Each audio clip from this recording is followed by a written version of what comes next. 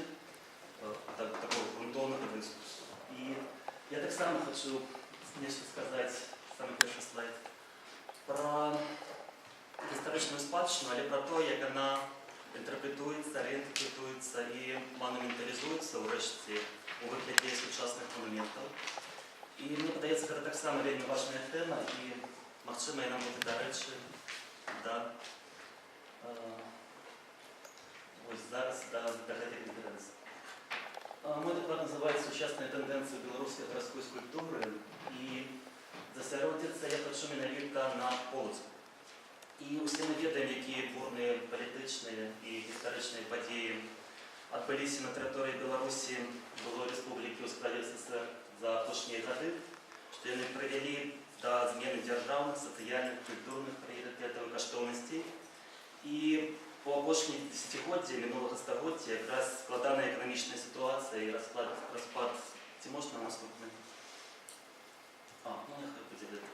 І распад дзяржаўных формаў падтрымкі мастацтва разам з крушэннем камуністычнай ідэалогіі, якую уласна рэпрэзентавала савецкая скульптура, сталі прычынай стагнацыі ў беларускай гарадской скульптуры.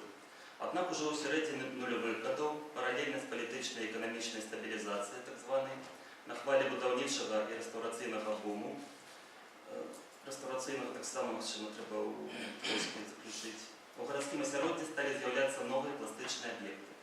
На дадзены гістарычны момант гэты працэс набыў пэўную стабільнасць і даволі акрэсленыя рысы, якія праяўляюцца ў трох асноўных сучасных тэндэнцыях: арнаменталізацыі, раз, дэманументалізацыі, два, і манументальных пошуках увасаблення новай беларускай ідэалогіі. Ці можна наступныя слайды? Будзем. У дачыненні да сучаснай беларускай манументалізацыі Полац займае асобае месца. Як учора за кавай слушна заўважыў паважаны Сергей Тарасаў, у Полацку штогод усталёўваецца нашмат больш помнікаў у параўнанні з любым іншым беларускім горадам. І чаму гэты феномен манументалізацыі так расцвёў менавіта ў Полацку? Магчыма, справа зноў жа згаданым учора калегай архетыпе першасці. Магчыма, таму мясцовыя адміністратары і творцы старанна будуюць міфалогію першага гораду, вышукваючы нешта першае, выбітное і узводзячыся адносна сучасныя манументы. Магчыма, але наступны слайд.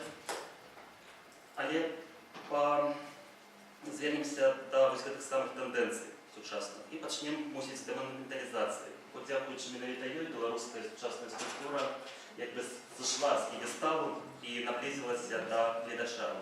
Гэта агульная да постсавецкай прасторы тэндэнцыя ад Брэста да Владывастока за апошнія дзесяцігоддзі была ўсталявана велічэзная колькасць металічных студэнтаў, закаханых, дворнікаў, усялякіх. У даным выпадку мы бачым барышню на скамейкі аўтарства Владимира Жбанова, скульптара, які пачаў гэтую тэндэнцыю ў Мінску.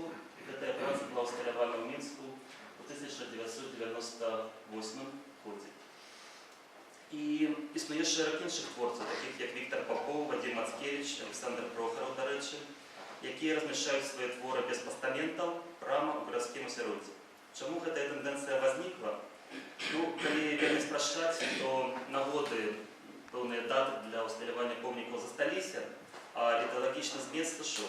І вось гэтыя творы, якія знаходзяцца ў межах дэманументалізацыі, яны захоўваюць рэалістычную пластычную мову і традыцыйныя для гарадской скульптуры матэрыялы выканання, такія як бронза, алюміній, але ўжо не ўкладваюцца ў вызначэнне манументальнасці і нават шмат у чым яму супярэчыць. Велічнасць, маштабнасць вобразаў, ці можна далей, змяняюцца штодзённасцю, сцвярджэнне пэўнага афіцыйнага грамадскага ідэалу, характэрнага для манументальнай скульптуры, ідэалагічнай нейтральнасцю. Але захоўвае і звычная класіцыстычная арганізацыя прастору, у якой манумент выступае візуальнай і метафарычнай дамінантай, змяняецца асімілятыўнай мадэллю ўзаемадзеяння месца і скульптуры. Апошняя раствараецца ў урбаністычным асяроддзі, чаму спрыяюць адсутнасць пастаментаў і зменшаны такі чалавечы маштаб. Наступны слайд. Наступны. Дарэчы, да чалавечага маштабу. Мы бачым, што яна настолькі наблізілася да гледача, што магчыма самы непасрэдны кантакт паміж імі, і менавіта таму на постсавецкай прасторы гэтая з'ява скульптуры получила назву контактной скульптуры. Далей. Вось гэта мы бачылі купца працы Александра Прохора 2008 году, а зараз перад нами алегарычная скульптура студэнта, той же аўтар, які усталяваны, ну, вы ведаеце, дзе тут побач, зусім побач. Трошечку далей. Ага, гэта ўжо Новаполацк, але тэндэнцыя тая ж самая, і вось мы бачым, што гэтую новую скульптуру нават складана адрозніць ад жывых людзей. Далей. Яшчэ далей.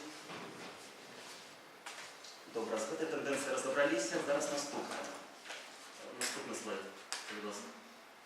І я пачну з цытаты папулярнага амерыканскага арт-крытыка Пабла Хельгуэра, які вызначае арнаментальнасць як тэрмін, што выкарыстоўваецца, гэта пачатак цытаты, для апісання любога матыву альбо кампанента у твору мастацтва, што не нясе ніякай іншай функцыі, акрамя як проста быць тут, як мяркуецца, паляпшаючы эстэтычнае ўражанне. Ужыванне гэтага тэрміну для Хельгуэра вельмі такога ацэначнага з негатыўнымі канатацыямі падаецца прадуктыўным для аналізу сучасных з'яв у беларускай гарадской скульптуры. І вось мы бачым такі характэрны прыклад арнаменталізацыі будынка, які выкананы зусім не ў класіцыстычнай стылістыкі, а наадварот, гэта тэатр, мінскі тэатр аўтарства Йосіпа Лампарда, конструктивизм, ну так, с некими классицизующими тенденциями, однако конструктивизм. И вот он был предложен совсем недавно с таким вот пантеоном богов, богинь, так, остановимся. И причинная орнаментализация, как мы бачим, проявляется у таких необовязковых, але претенциозных, часто вельми помпезных додатках до забудовы. У большасці выпадкаў выкананая ў спрошчанай постсоцрэалістычнай стылістыцы, арнаментальная пластыка выглядае чародна ў адносінах да форм і матэрыялу сучаснай скульптуры. І тым не менш, на працягу апошняга дзесяцігоддзя элементы такога роду працягваюць актыўна укараняцца ў гарадское асяроддзе. Мы ведаем шмат прыкладаў, вось перад намі самі такі характэрны гэты тэатр, але ж ёсць яшчэ цырк у Мінску, які таксама быў упрыгожаны падобным образом. І там плошча перад домам ураду, так само ў Мінску. Ну, чаму так адбываецца? Мне падаецца, што ўсё вельмі банальна. Вось, напрыклад, у выпадку тэатру там была такая рэспубліканская рэканструкцыя, і вось тэатр са статуямі выглядае больш пампезным, больш значным. Карацей кажучы, наступствы гэтай самай значнай рэспубліканскай рэканструкцыі павінны быць бачныя. І вось для возлюбёнкі тэатр выглядае прэзентабельна, ўнушальна, ён такі свежапакрашаны, упрыгожаны статуямі, фонтанам, і змены да лепшага папросту відавочныя. Ну і што з таго, што гэтае буйніцтва арнаменталізацыі супярэчыць не толькі нацыянальнаму заканадаўству, але і шэрагу міжнародных хартый аб ахове каштоўнасцяў мінулага, якія вы ўсе добра знаеце. Тым не менш, гэтая тэндэнцыя працягвае жыць у Беларусі, і у Полацку таксама ёсць праявы, ці можна наступныя кадры. Але у Полацку больш такі мяккі варыянт, таму што гэтыя творы яны знаходзяцца хутчэй у межах дыскурсу манументальна-дэкаратыўнай скульптуры, калі аб'ектамі прыгожага мастацтва упрыгожваліся адносна нейкія пабудовы ці плошчы. Вось перад намі праца Алесі Шатэрніка, якая называецца «Крыліча», таксама тут побач каля галерэі усталявана. Але мы бачым, што гэта не помнік і папросту дэкаратыўны аб'ект. Ці можна далей? Так, гэта моя праца, якая знаходзіцца каля Полацкага дзіцячага музею. І, ў прынцыпе, яна таксама належыць да гэтай тэндэнцыі, але адзінае, што я магу сказаць у сваё апраўданне, ўсё ж такі я стараўся стварыць нейкі знак, сімвал, які маркіраваў музей, і нешта такое накшталт лагатыпа, які першы расказваў бы пра музей і пра яго калекцыю. Дарэчы, там унутры ёсць калекцыя часоў. Вось дастаткова. І другое, прыцягваў бы ўвагу людзей да музею.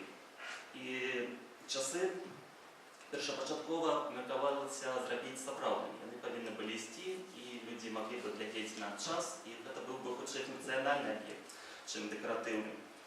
І мне падаецца, што вось такое атрыванне функцыянальнасці, яно якраз і робіць хлопчыка з гадзіннікам дэкаратыўным. І гэта дрэнна. чым планы наконт рэальнага гадзінніку ўсё ж таки спраўдзіліся, і задума ажыццявілася, і часы ўрэшце пайшлі. Але хопіць аб гэтым, яшчэ хочу сказаць, што мы з Вадзімам Клінікам, які выступаў архітэктарам гэтага праекту, вельмі адказна паставіліся да ўваходжання скульптуры ў гістарычную среду, у гістарычнае асяроддзе Полацка, ну і вось такі атрымаўся вынік. Ці можна далей? Ага, і зараз мы падыходзім да трэцяй тэндэнцыі, і мы разумеем, што і на пачатку 21 стагоддзя афіцыйныя манументы ўсё так жа выконваюць функцыю ўкаранення ў грамадскую прастору і ў грамадскую свядомасць новага ідэалагічнага дыскурсу, накіраванага зараз на легітымізацыю ідэалогіі ўжо новай дзяржавы, незалежнай, беларускай. Ці можна далей? Але помнікі, яшчэ далей, не, ці можна назад трэба павярнуцца. Але помнікі, нават сучасныя, яны таксама захоўваюць стылістыку сацыялістычнага рэалізму, нягледзячы на тое, што свежаўсталяваныя помнікі, яны прысвечаны найбольш гістарычным дзеячам і фігурай, якія раней ігнараваліся савецкай прапагандай, а зараз атрымалі статус знакаў.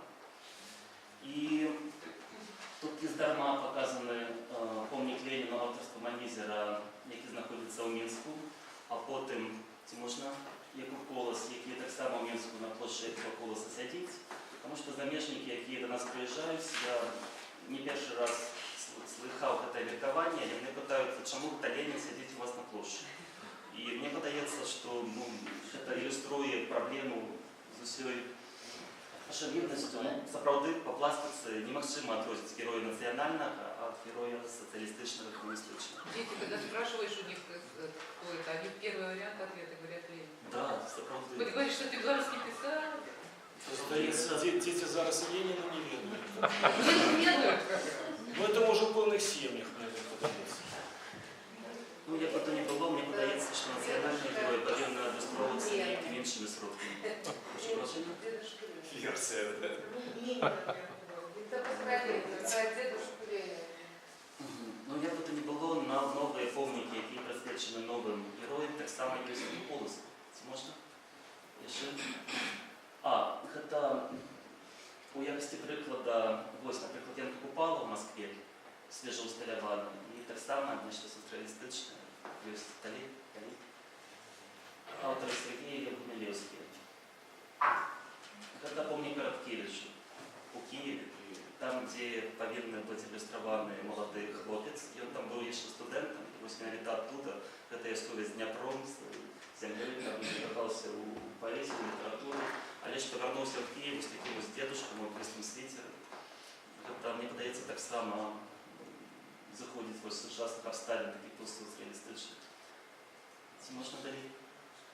Помнік Скарына ў Мінску, таксама монументальнасць, пампезнасць. Вось, і да полацкіх помнікаў, ну яны, на жаль, нясуць таксама вось тыя самыя постсацыялістычныя рысы.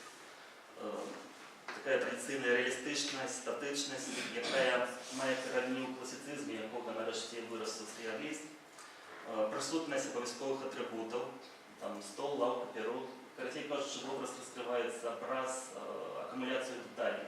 Не праз там знойдзеныя пэўныя фармальныя рэчы, а чыста механічна. Далей. Гэты помнік мы ўсе добра ведаем, я не стану каментаваць.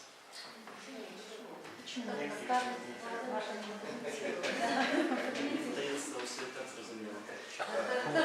Сама абойдземся без каментарыяў.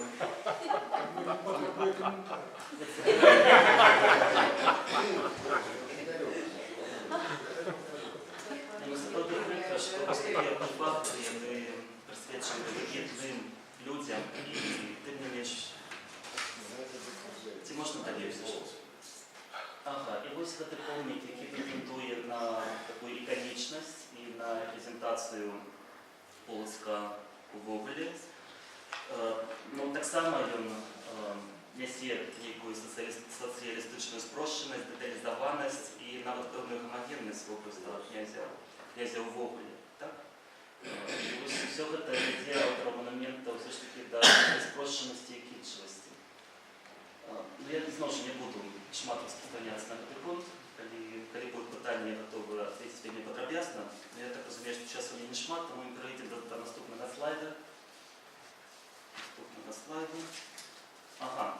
Но тым не менш, мы бачым, што менавіта ў Полацку адбылася першая спроба зрабіць манумент нацыянальна арыентаваным по пластыцы. Ці можна наступны слайд?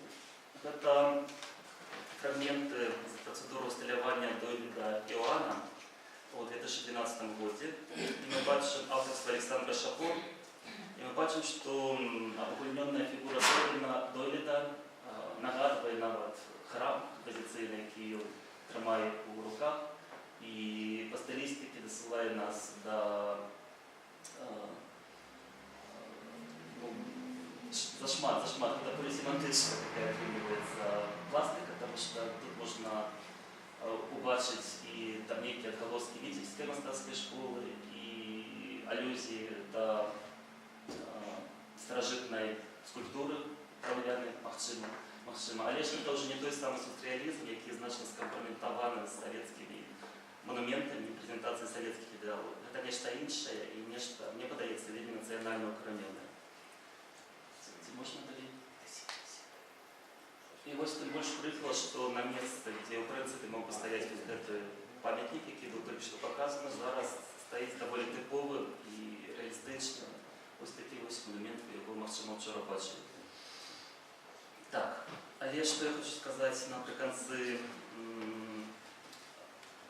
пра гэтую трэцюю тэндэнцыю, што галоўная праблема афіцыйнага адчыннага монумента у стварэнні адэкватных сучаснасці мастацкіх вобразаў, у зменах гістарычных касцюмаў і атрыбутаў на натуралістычных бронзавых целах, ці можна далей, не вядзе да неадкладнага ператварэння герояў сацыялістычных у герояў нацыянальных.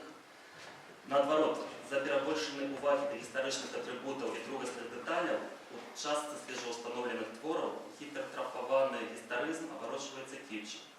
Пры адсутнасці псіхалагізму і глыбіні, заснаваных на вывучэнні гістарычнага аўтэнтычнага кантэксту, найноўшыя беларускія помнікі часам нагадваюць толькі пустыя абалонкі герояў з плакатным завастрэннем палітычна ці ідэалагічна неабходных рысаў.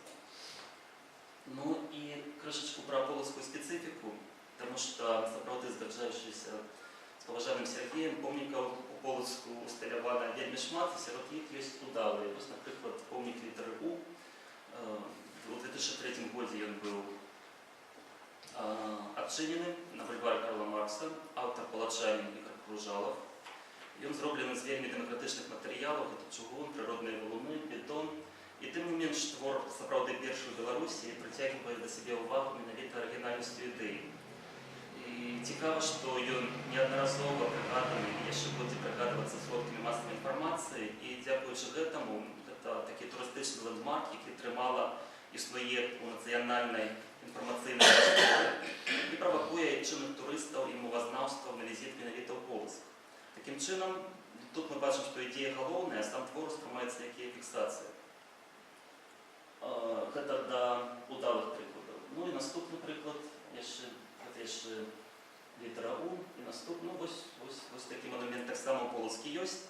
Мне падаецца, што сама ідея крышачку сумнеўная. Але ж у 2008 годзе быў усталяваны таксама яшчэ адзін турыстычны лэндмарк, так званы цэнтр Еўропы у Полацку. Ну і мне падаецца, на гэтай фатаграфіі ўсё бачна, якія праблемы існуюць з гэтым аб'ектам. Але ж на гэтым я павінна свой даклад завяршыць менавіта з-за рэгламенту і падзякаваць вас усіх за ўвагу. А ты получаться...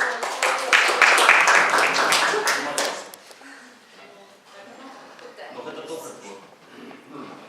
Можа такое практычнае пытанне. На гадзінніку 2 гадзіны стаіць, это ёсць нейкі сэнс у гэтым? Не, часы, на жаль, муляж, потому что так склаліся абставіны, што там былі усталяваны часовыя гадзіны, і потым ён знік пасля адкрыцця. Ну ён быў такі кітайскі, танны. Ну і потым чамусьці вырашылі, наколькі я памятаю, у гэтай сітуацыі не усталёўваць звычайна і заказалі. Кралі, крадуць і будуць красці. Но мне падаецца, што калі добра помонтировать, то все будет добро. Чтобы никто не спуститься до этого. Треба робить. Еще питання? Ольга Павел, а вы видели вот так называемый памятник в виде весов в районе аэродрома? Еще нет. Это так само полностью, да? Возле магазина Фредериксхафен. Ну, якраз до этой категории, напевно, належить. Обов'язково публішу, дякую. Ще